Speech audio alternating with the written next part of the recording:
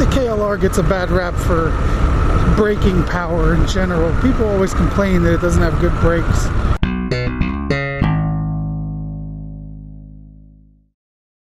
I think the KLR brakes just fine. It's just that people have been, I don't know, for some reason it's like this myth that gets perpetuated that whenever you're off-road or you're riding an off-road style bike, you can't use your front brake.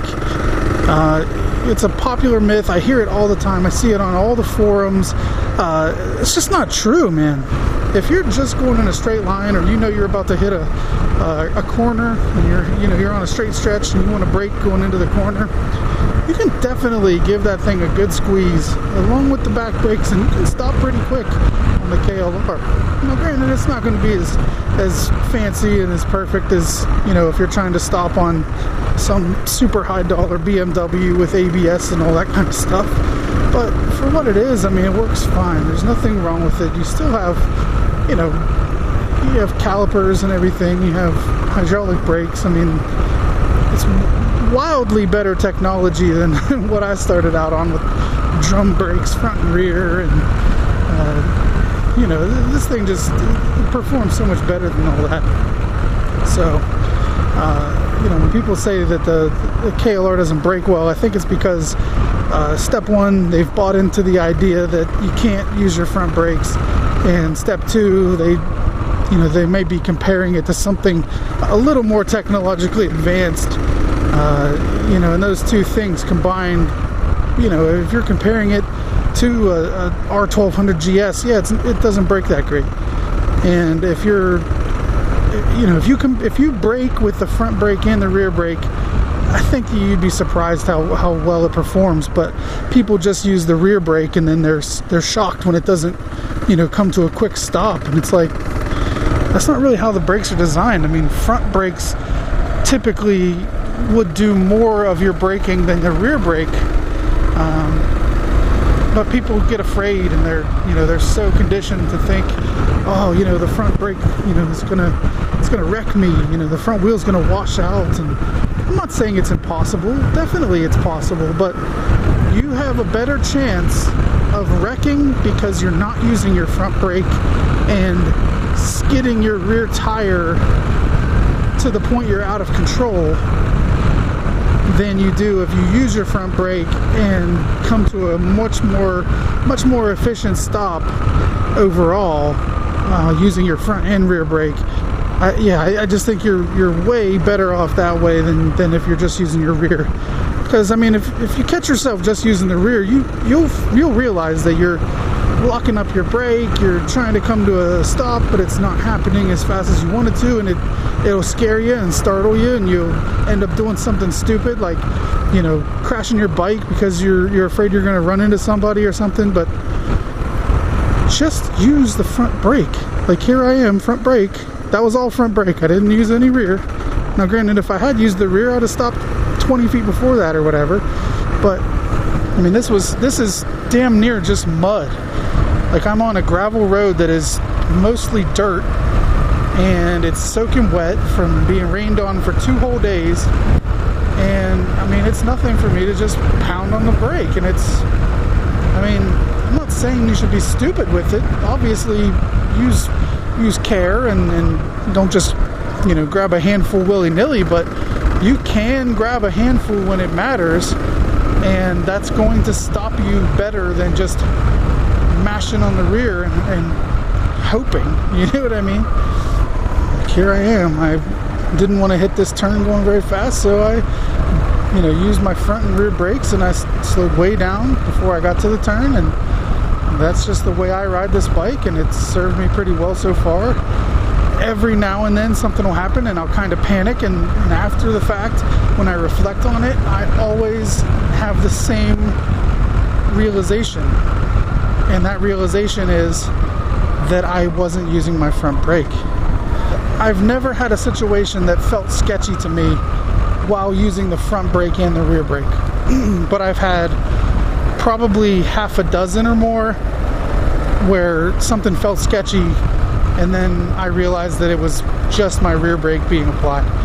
And when you look at it from those perspectives and you think about what the brakes do and how they operate, and you know how they're designed and everything, you realize that you'd be better off just using the front brake. And especially if you use it regularly, if you get to the point where you fully understand how it works, you know, when it comes on, how hard to pull it in certain situations, you know, how hard to pull it on asphalt, how hard to pull it on wet asphalt, how hard to pull it on gravel, that's when you start to really, you know, fully realize the potential of using all of your brakes.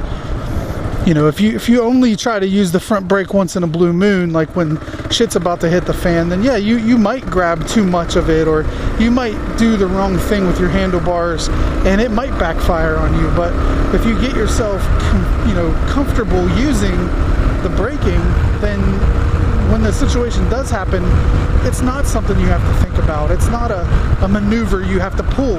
It's just second nature. It's just the way you ride your motorcycle, and it makes you way safer. It's dangerous not to use all your brakes, and it's not only dangerous for you, but it's dangerous for other people. I mean, if you come around a corner and because you've only been using your rear brake and you lock it up and you slide and you end up in the oncoming lane and you run head on into somebody, I mean, you could kill them, you know what I mean? Like, obviously it's dangerous for you, but you know, that could be a family in that car. That could be you know, it could be a 16-year-old kid on their first motorcycle. When you come around the corner too wide and you know, you take their life on their first ride, you know, that kind of thing. I mean, do you want to live with that? I don't. And so I just would recommend getting completely familiar with your bike, getting very comfortable with how all the systems work, and don't listen to people on the forums or on YouTube videos or anywhere else that tell you not to use your front brake. Sure, there are situations where that's sound advice, but too many people think it applies 100% of the time, and it's just ridiculous and dangerous. So, for the love of God, please learn how to use your brakes, learn how to use all your brakes, and don't be afraid to apply the front brake, even in situations where you're on gravel. You know, I don't recommend using a lot of front brake if you're in the mud, but I would still rather use my front brake and my rear brake in the mud together than only my rear brake and have a wipeout because I couldn't stop enough or I couldn't maneuver the correct way. So, you know, for what it is, yes, it's a possibility that you could wreck because you're using your front brake in the wrong terrain, but it's just as likely for you to wreck because you're only using your rear brake and not having enough braking power to avoid some completely avoidable incident. Another part of braking with the front brake that's really important that it's a skill that's new to me.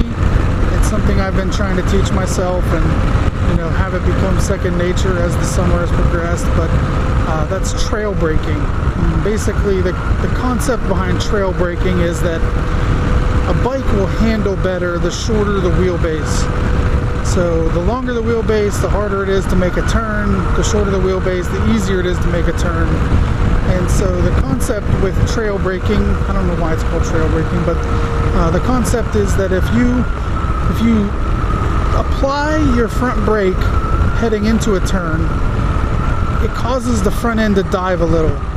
And that dive shortens up the forks, and if you think about it, it shortens up the wheelbase because as the forks get shorter, the wheels become closer together. Not by a ton, but every little bit matters when you're talking physics. So basically, you brake going into a turn, it shortens up your wheelbase by the littlest bit, and you basically hold that front brake as you're pouring through the turn. And then as you're rolling onto the throttle to come out of the turn, you're letting off the brake. The idea is, number one, you're shortening up your wheelbase, making it easier to turn. And number two, you are basically using a controlled braking so that if anything should happen in the turn, you need to, you know, maybe slow down a little bit more or something like that, you're already applying braking. You're not taking a wheel that's free spinning and adding a bunch of braking pressure all at once. You're taking a wheel that's already being slowed and just maybe adding slightly more or slightly less. Obviously the best scenario going through a turn is to not apply more brake. You want to basically negotiate the turn beforehand, knowing how much brake to apply beforehand, and knowing how far into the turn you need to lean and how far into the turn you need to be before you can open up the throttle and power out of the turn. But there are a lot of situations, especially on roads that you're unfamiliar with, where you have no idea how hard to brake. You have no idea how far into the turn you can accelerate. And most importantly, you have no idea if the road is clear. It's not unheard of to come around a corner and there's a car broke down in the road, or another motorcyclist has wrecked, or maybe a pedestrian is on the side of the road. There's all kinds of things that can be in the way. It could be an animal, it could be a big huge pothole. There's so many things that you can't anticipate when you're going around a blind curve, that it makes sense to have some sort of braking control heading into that turn. And you will do yourself a good service by just having that sort of thing become second nature to you. And if you don't prepare yourself ahead of time, that's when you'll get into a situation where you may panic, you may do something rash, and it may come back to bite you in the ass. So always do your best to be prepared. And like I said, I'm by no means an expert at trail braking. I'm by no means an old hat at it. I'm very much a novice at it. It's something that I'm trying to build that skill, and I want to be able to ride better every day. And I think for me anyways, that's easy to do because I'm not a great rider. But if you ride every day and you try to be better, then you will be. You'll become better. You'll learn new things, especially if you're actively seeking them out. You're actively trying to find what's the best way to brake, what's the best way to corner, what's the best way to do this, what's the best way to do that. If you search out those kinds of things, then you'll come across people who know what they're talking about, that teach you something you didn't know, and you can try it for yourself. Not every single technique is going to work for every single rider. Not every single technique is going to apply to every single situation. There are times where certain kinds of braking don't work because of the terrain or because of the weather or whatever. You have to be smart about it, and you have to try to figure out what works for you. And maybe on your bike things work different than on my bike, and that's all something to consider. The last thing I'll say about braking in this particular episode is that you get a lot of braking from downshifting. So if you downshift too far, your wheel will actually lock up and skip. And you don't want that. But if you're trying to slow down and maybe, you're applying some brake and all that kind of stuff, and it's not really doing what you want it to do, don't be afraid to downshift, especially going down a hill, like off-road on a dirt road or something like that, where you don't have a whole lot of traction, you don't have a lot of braking traction.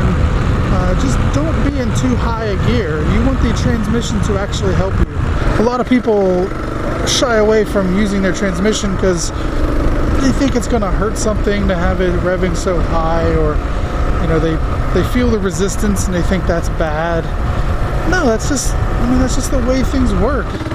If you feel yourself needing to slow down a little faster than you are, or you want a little more control, downshift. You'll be shocked at how much it helps to just not be in too high gear when you're trying to get a little more control over your bike. So to wrap it up, don't be afraid to use your front brake. Learn how to use your front brake and when to use your front brake and how much of your front brake to use in all kinds of different situations, in all kinds of different weather. Try to learn how to trail brake, because it will help you in cornering situations. And don't be afraid to use your transmission to help slow you down when you are, especially when you are descending a hill and you want a little more control.